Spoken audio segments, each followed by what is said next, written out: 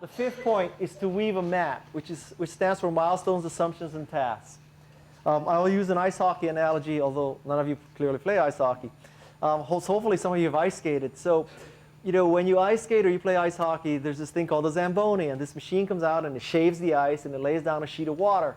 So the ice rink, the ice surface is just beautiful. It's flat, it's smooth, there's no ruts in it. It's just a wonderful thing. It's just pure, wonderful, white, virgin ice out there. Okay? To a large degree, a startup is like that. You know, when you start up a company, you don't have the crappy furniture, you don't have the employees that you found out were bozos after you hired, you don't have an install base that's nagging you for bug fixes, you don't have the ugly logos that you designed one night, your stationery doesn't suck yet, you know, you don't have a crappy office in the wrong location. It's just pure virgin startup.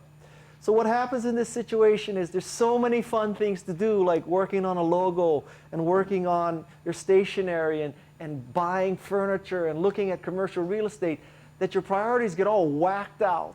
So this is about prioritization. The first priority is to create milestones for your company.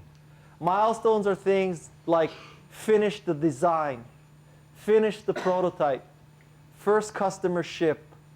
A milestone is something that you would go home and tell your spouse, honey, we shipped today. A milestone is not, honey, we ordered furniture today. That's not a milestone. A milestone is something that increases the valuation of your company. Shipping increases the valuation of your company.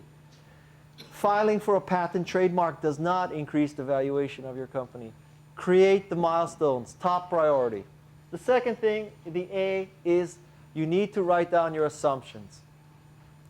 The assumptions create the business model. How many sales calls can a salesperson make? What percentage will be successful? How many calls will a customer call tech support? How much will it cost to provide tech support to the average customer? These things need to be written down, and then they need to be tested. Because if you create a business model that assumes that you're going to get 1% of the people in China to be your customer, and you can make 80% successful sales calls, you're going to have a flawed model. You need to test those assumptions. And finally, the T is task. The task is stuff like rent an office. But a task is always used to either test an assumption or to complete a milestone. You rent an office when you need to finish your software because you need a place for the programmers. You don't rent an office because it's a wonderful, fun thing to do, going around looking at commercial real estate.